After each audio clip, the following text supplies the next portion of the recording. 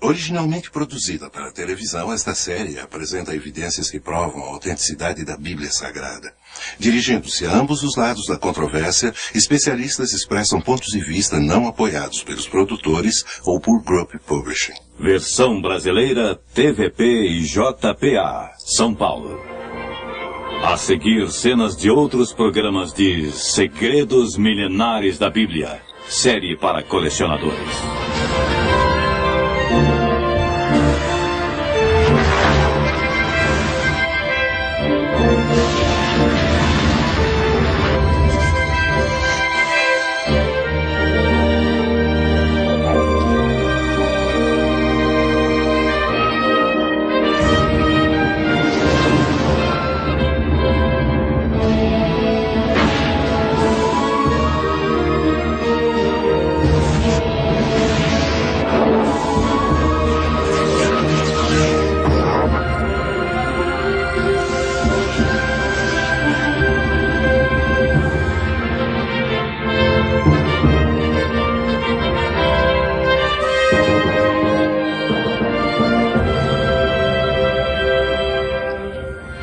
Viajaremos agora nas páginas do primeiro registro histórico contínuo da humanidade, o livro chamado A Bíblia Sagrada.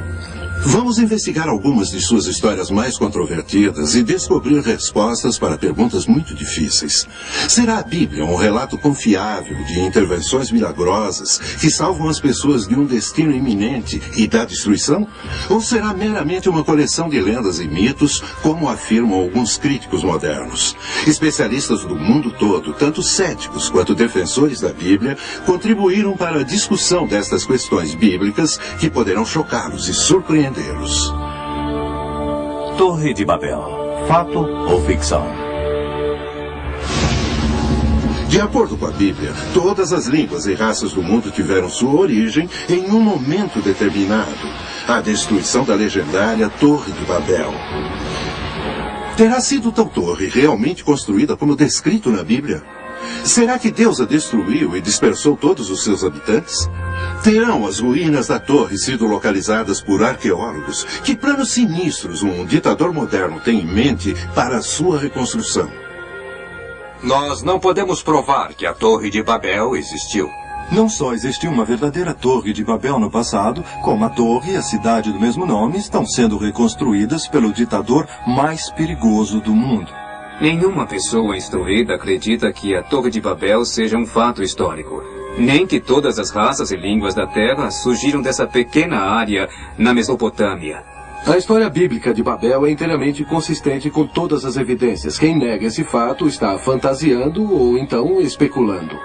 Hoje a ideia do surgimento das raças e línguas ligadas à Torre de Babel é facilmente demonstrada pela arqueologia, linguística e genética. As torres-templos da Mesopotâmia eram centros para comunicação com antigos astronautas. Acredito que a torre era um instrumento de comunicação, não com antigos astronautas, mas com o mundo espiritual de demônios e anjos caídos. A Bíblia explica que Deus ficou irado com a primeira civilização que surgiu de Noé. Para entender isso, vamos ao início desta história como descrita na Bíblia. De acordo com Gênesis capítulo 8, quando as águas do dilúvio começaram a recuar, a arca repousou no monte Ararat. Noé e sua família desceram a montanha para começarem uma vida nova. Deus mandara que não ficassem em um só lugar, mas que seguissem em frente, fossem fecundos e povoassem a terra. Mas os descendentes de Noé violaram a ordem de Deus. Estabeleceram-se numa planície fértil entre os rios Tigre e Eufrates. Quando começaram a construir uma torre para o céu, Deus decidiu dispersá-los. Esse relato da história de Babel é fato ou ficção? Por que essa torre foi construída e por quem? É possível que todas as raças e línguas surgiram de um único lugar, como a Bíblia afirma no Gênesis capítulo 11? Considerando essas perguntas, vamos ver o que acontecia na terra de Senaar. A Bíblia conta que o rei Nimrod era um grande caçador e o grande construtor de antigas cidades que hoje são Irã e Iraque. Nimrod pode ter sido o governante que construiu uma torre alta para dar fama a si e a seu povo e evitar a dispersão comandada por Deus. Temos então um duplo mistério a explorar. Primeiro, existiu de fato a Torre de Babel? Segundo, todas as raças e línguas do mundo resultaram da destruição daquela torre. Apesar da Bíblia não mencionar os eventos diários relacionados à Torre de Babel, podemos especular quanto aos episódios que ocorreram no reinado do rei Nimrod. Ah, poderoso rei Nimrod! Escutai a palavra! O Deus dos avós de nossos avós brada suas advertências. Partam e formem novas nações. Não permaneçam aqui em ofensa a Deus. De fato, virá novo dilúvio. Destruirá essa torre. Então, qual é a queixa, vizir? Não é queixa. Majestade, o que o velho mendigo clama na rua é sussurrado por aí. Quem é esse Deus? Qual o seu nome? Devido a lorotas de um velho, vamos largar o poder e riquezas daqui? Quem é esse Deus que me diz isso? Sacerdote! Não conheço Deus mais grandioso que vós. São tolos todos aqueles que dizem que ele enviou o dilúvio no tempo de nossos ancestrais. Ele não trará dilúvio contra mim e minha cidade. Vê essa torre. Construiremos essa torre até que alcance os céus, e dilúvio algum jamais a destruirá. O que me diz, arquiteto? Com essa torre, soberano, venceremos qualquer Deus. E serás igual a qualquer um no céu. Por séculos, céticos desafiaram a precisão da Bíblia quanto à Torre de Babel, pois acreditavam que a terra de Senaar, como mencionada na Bíblia, nunca existiu. Para entender melhor esse ponto, pedimos ao professor David C. Dowell, perito em Velho Testamento, que explicasse. Estudiosos da Bíblia questionaram a localização e mesmo a existência da terra de Senaar. Eles sabiam que a Babilônia existiu, por testemunho de antigos historiadores tais como Heródoto e Estrabo, que afirmam terem visto a grande cidade. Mas não tinham provas, fora a Bíblia, que a área perto de Babilônia fosse chamada de Terra de Senaar. Então, no início do século passado, arqueólogos acharam milhares de tabuletas cuneiformes como essa. Nessas tabuletas do Egito, Síria e reinos hitita e urriano, o nome Senaar consta em várias passagens. As terras onde o episódio da Torre de Babel ocorreu eram aqui, onde agora é o Iraque. Todos os historiadores da antiguidade, inclusive Alexandre o Grande, escreveram sobre terem visto as ruínas da Torre de Babel. Houve muitas escavações arqueológicas nos últimos 100 anos que desenterraram os grandes tesouros da Suméria, Assíria e Babilônia no Iraque. A localidade de Birs Nimrod, em Borsippa, tem sido a preferida por muitos arqueólogos como sendo a Torre de Babel. O zigurate de Ur e as ruínas de Et-Menanke, perto da Babilônia, têm sido ainda mais preferidas. Será um desses lugares o possível local da Torre de Babel? As provas arqueológicas mais fortes combinadas com relatos bíblicos favorecem a localização de Et-Menanke, que fica no Iraque, na Babilônia, 80 quilômetros ao sul de Bagdá. Esse local constou recentemente do livro de referências de seleções como sendo a localização provável da Torre de Babel. Hoje, na Babilônia, um modelo dessa torre está exposto no Museu Nabucodonosor.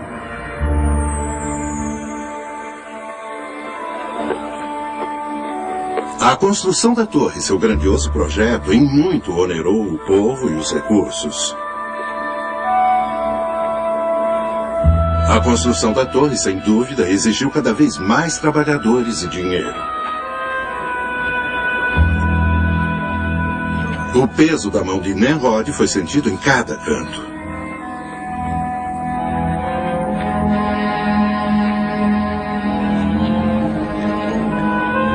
torre era para ser mais do que um monumento à vaidade humana. Pretendia colocar Nimrod acima de qualquer competição, demonstrando sua influência e poder. Ele esperava enaltecer seu nome para que ninguém ousasse se opor a ele. Veja, Majestade, como são rijos esses tijolos queimados. Muito mais duros que os endurecidos pelo sol.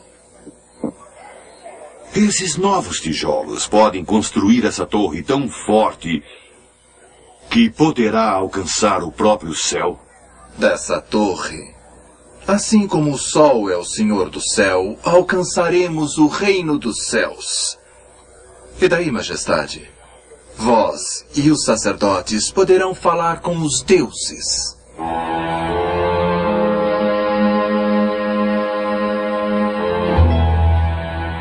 Mas quando a Bíblia diz que a torre pretendia alcançar os céus, não era no sentido físico, mas como um meio de comunicação. Veja, eles estariam usando cristais de quartzo, como esse cristal de quartzo aqui na minha mesa. Se eles forem empilhados na altura certa, trarão ondas de rádio. O capítulo 11 do Gênesis diz que a torre foi construída de tijolos queimados. Isso significa que foram intensamente queimados. Feitos com areia e aquecidos sob intenso calor, esses tijolos teriam adquirido uma característica de quartzo, tornando-os como um rádio gigante. Mas só isso não bastaria para conseguirem se comunicar. A arqueologia revela que muitos sacerdotes antigos usavam corpetes e tiaras com cristais que faziam parte desse equipamento de comunicação. Todas as antigas civilizações conheciam o poder dos cristais para se comunicarem com os deuses. Esses antigos sacerdotes teriam usado um rádio portátil como este que estou segurando. Buscavam sintonizar com o mundo espiritual. Nos últimos anos, surgiram teorias exóticas para explicar a finalidade da torre. Uma sugere que a torre tinha algo a ver com antigos astronautas, uma raça de homens espaciais de fora do sistema solar que colonizaram este planeta. Os sumerianos eram capazes de descrevê-los e representá-los em estatuetas como essa, que era do líder do primeiro grupo de astronautas que desceram no Golfo Pérsico. Houve outros entre eles, que eram fêmeas, por exemplo, e vê-se que eram pilotos que podiam voar nos céus da Terra. Essas eram as pessoas que a Bíblia descreveu como os antigos deuses nos quais os povos antigos acreditavam. Apesar da teoria do antigo astronauta ser interessante, envolve uma total má interpretação da Escritura. A palavra hebraica Bene Elohim significa sempre anjos, seres sobrenaturais, e não astronautas ou homens do espaço. Tanto o Velho quanto o Novo Testamento confirmam que esses anjos caídos coabitavam com as mulheres na terra, as quais deram à luz aos Néfilim, os caídos, os nascidos na terra. Foi essa contaminação da humanidade que causou o dilúvio de Noé. Todas essas ideias e teorias estranhas surgiram da falha em compreender a integridade da Bíblia como um todo, a qual é em si um sistema integrado de mensagens de origem extraterrestre. A Bíblia diz que Deus decidiu que a torre não deveria continuar em pé e que as pessoas tinham que se separar e se dispersar sobre a terra. O que pode nos dizer dessas nuvens escuras e raios que têm circundado a torre? Isso perturba muito o rei. Ele se tranca na sala do trono em grandes preocupações. Sempre tivemos tempestades nessa época do ano. Não vejo ligação entre a tempestade e a torre.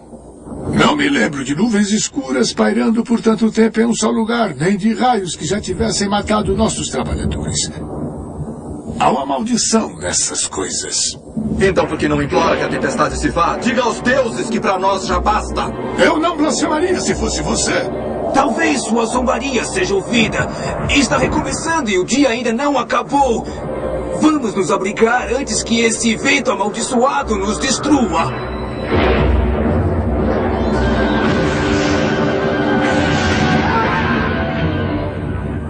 Aonde está a minha corte? Não vem! Não estão vendo, seus tolos? Está recomeçando! Por que eu estou sendo destruído? Não, graciosa majestade! É apenas o tempo, novamente! O tempo e os deuses não são a mesma coisa, sacerdote. Por que não aplacaste os deuses com sacrifícios? Anseias por me ver morto? Magnífico, senhor! Queimei um boi e 2 carneiros esta manhã no altar. Não basta! Não vê como clamo por nós? Queime mais bois e carneiros!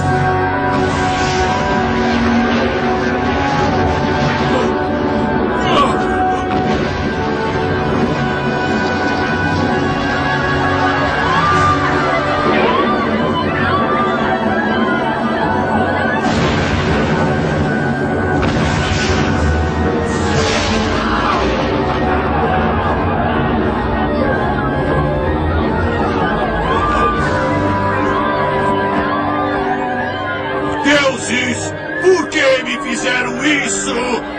Seus ingratos espíritos dos céus! Malditos! Malditos!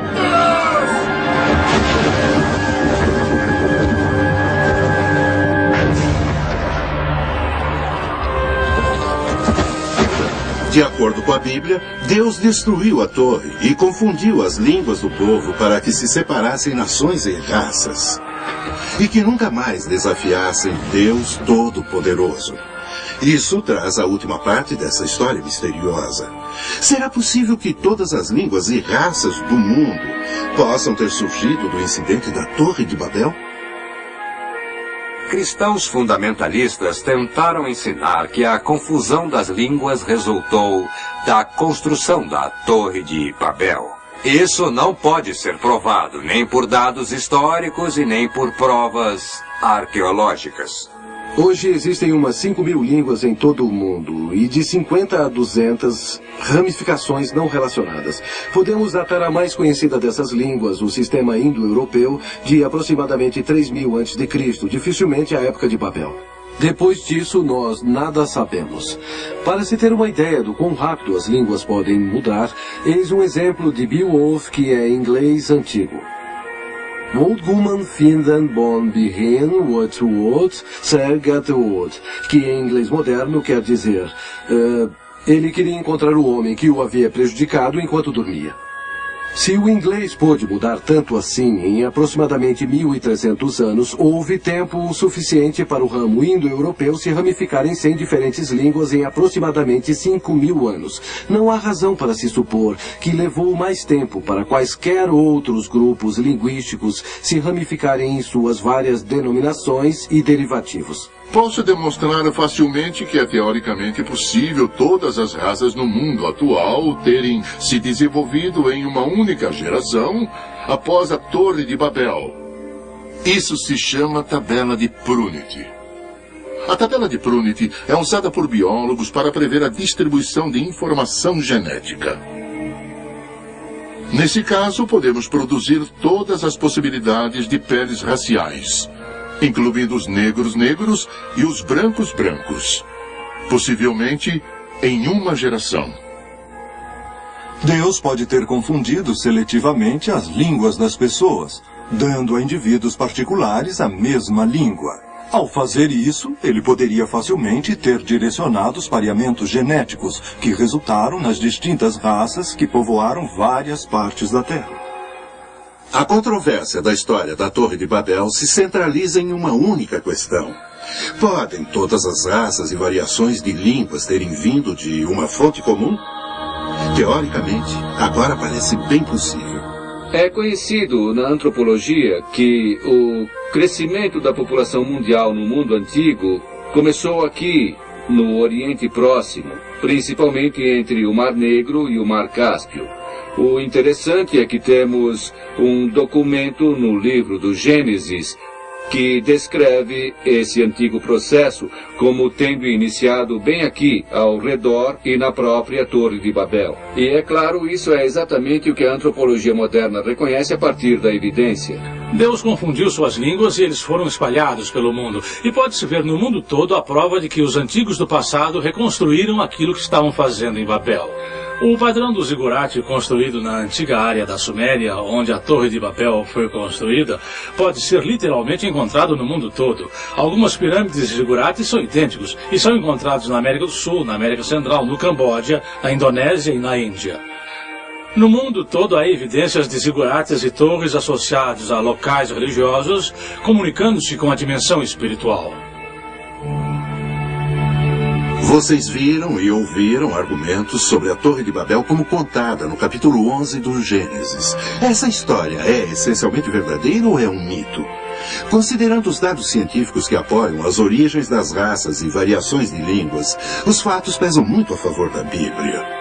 Lembre-se, a terra de Senaar, descrita na Bíblia, foi considerada um mito, até que pesquisas sérias logo antes da virada do século XX desvendou, justificando inteiramente a Bíblia. Se as ruínas em Etmenanque são o que parecem ser, então eram a legendária Torre de Babel, exatamente como as Escrituras afirmam.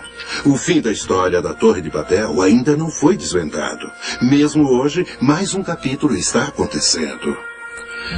Quando Nabucodonosor ainda reinava na Babilônia há 2.500 anos, deixou seu legado para futuros reis, inscrito em tabuletos cuneiformes, para que reparassem e reconstruíssem seus templos e palácios. De acordo com alguns estudiosos de profecias da Bíblia, a mais poderosa e perversa cidade do mundo antigo seria reconstruída novamente. Essas ruínas, perdidas por séculos sob as areias mutáveis do Iraque, foram agora totalmente descobertas. Nesses filmes recentes, pode-se ver que a reconstrução da antiga Babilônia é de fato realidade. E isso tem sido um projeto do ditador iraquiano Saddam Hussein. Seus engenheiros, arquitetos e arqueólogos garantem que a cidade está ascendendo novamente. Várias construções já estão prontas. Planos estão também a caminho para a completa reconstrução da Torre de Babel. O mundo desconhece os motivos de Saddam Hussein para a reconstrução da Babilônia e da legendária Torre de Babel. A Torre de Babel é mais do que uma história sobre a destruição de uma antiga torre, da origem das raças e da diversificação das línguas. É a história do orgulho do homem e da resposta de Deus a isso. Não é errado ter altos objetivos e lutar por grandeza. Mas seu sucesso terá sido conseguido para satisfazer seu próprio ego, para se enaltecer, ou foi para trazer algo melhor para Deus, família e os outros? Algo a se pensar.